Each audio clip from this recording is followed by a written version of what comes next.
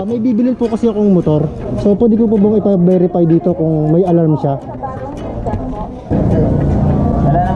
Wala naman po. Okay naman po. Wala namang alarm. Pwede na po ako magpunta ng HPG. So okay na po, cleared na po ito, no? Okay, maraming salamat po. Ayan, we're back mga kapastik, no? Ayan, magandang araw sa inyo. Ayan, umaga na. Sana naririnig ako, no? Kahit wala akong external mic. Ayan, so time check is alas 6 ng umaga.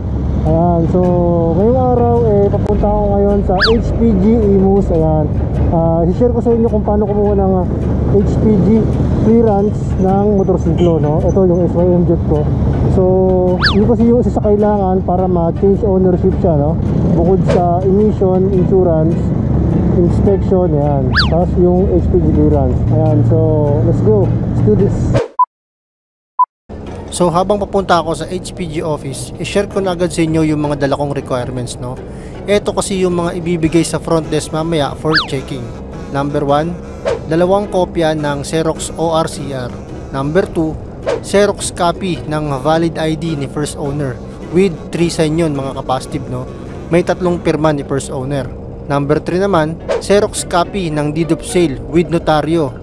Dapat notaryado mga kapastib, no, bago pumunta sa HPG office. Okay. Number 4, 2 valid ID na magpapaklearance. Halimbawa, ako. Yung magpapaklearance, Xerox copy ng valid ID ko with 3 sign din, no, o may 3 pirma. So kahit magkasama yung 2 valid ID sa isang papel, okay lang yon, basta may pirma din, no. So yan yung mga unang requirements na dapat hawak ng magpapaklearance sa HPG. At o nga pala, bago ko malimutan, dapat dala nyo din yung mga original copy ng mga nabanggit ko, no? Kasi i-check din yan ng HPG personnel.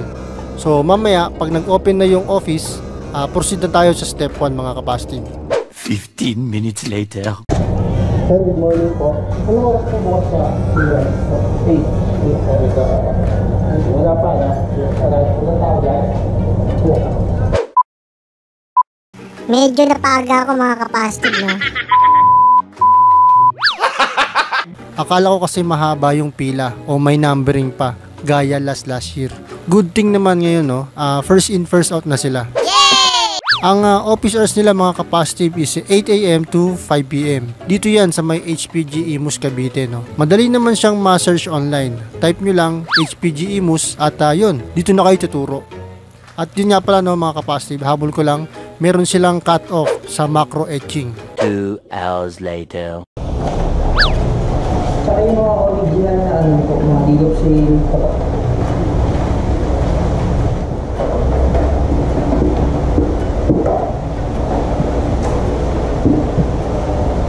So, balik mo yung payment? Land bank po. Land bank pa rin. Okay. Magkano na po siya? Bali 650 na taas po kasi dati kasi yung physical inspection kasi natin, ano lang, 200. Tapos biglang nagbagsak ng memo kasi yung rami, nagtaas ng okay. So yan na lang sir, yung resibo, pa-Xerox nyo na 2 copies. Okay. So pagka nakapagbayad ka pa pa-Xerox, balik ka na isa. So yun na nga mga kapastive, no? Okay na yung requirements na dala ko sa step 1. Bibigyan tayo ng HPG personnel ng receipt. Bali, lalagyan mo lang siya ng pangalan at present address mo. Then, nakalagay din doon kung magkano ang babayaran para mag-proceed na sa step 2, which is payment sa land bank, no? 15 minutes later. So yun na nga mga kapastive, no? Tapos na akong magbayad sa land bank. Ayan, dito sa may Imus, no? At pabalik na uli ako sa HPG office. Pero bago yon, i-Xerox ko daw muna ng 2 kopya yung resibo galing from land bank, no? At i-attach ko uli dun sa ano, sa mga requirements na dala-dala ko, no? Tapos ipasa na natin ulit sa kanila. So medyo nakakagulat lang o bigla dahil nagtaas sila, no? Nagtaas sila ng bayad sa HPG clearance, no? From 300 tas yung 650 na siya. Tapos nasa yung original nito sir? Ano na po yung resibo? Ito, sorry. Bali sa amin po muna to sir. Okay. Kasi sa pag-release ng clearance, doon yun na lang po makakukuha pa. Okay. So Sir, punta kayo sa dulo ng building na to. May iskinita yung papasok. So pagka nandun na kayo, may makikita kayong first window, abot niyo po to. Sabihin niyo, ipipilan niyo para sa inspection ng sasakyan. Okay. So pagka bigay niya na to, habang nag-aantay, papilap na lang po dito. Sir, bilang naman to sa karami po. Okay. Thank you, sir. Good morning, ma'am. Baliwan na lang po ito ha. Punta na lang namin sa kanya.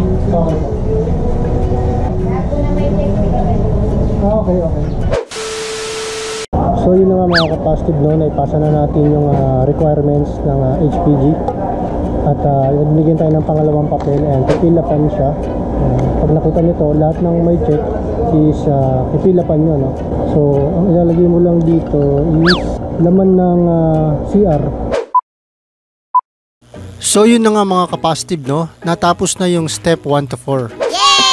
After mag-fill up ng clearance form at natapos na din yung stencil, picture taking na kay Hepe. Then, ipa-forward na yung papel sa front desk at aantayin na lang yung claim stub. So, meaning to say mga kapastib, may step 5 pa. So sir, na lang, pababalikin namin kayo, bali Tuesday po ang balik niya dito, ha? So, yun na lang po, pakiingatan po itong claim stub. Day 4. Today is the day. Ngayong araw step 5 na, releasing ng clearance certificate ng SYM Jet. Ang galing! Ang galing! So, sana nasundan nyo yung mga na-share kong basic requirements at step by step kung paano kumuha ng HPG clearance. At oo nga pala, bago ko malimutan mga kapastib, no, share ko din sa inyo yung mga nagastos ko sa pag-aasikaso ng clearance. Okay. Bale, ang binayaran ko is 650 sa land bank plus 100 pesos sa stencil. Walang labis, walang picture.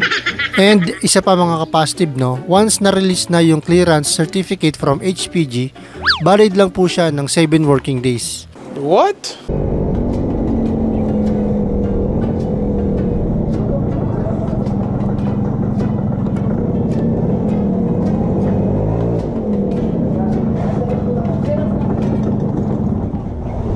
Sir Jet, morning po. Tawagin na lang kayo, sir, ha? Okay, Thank you.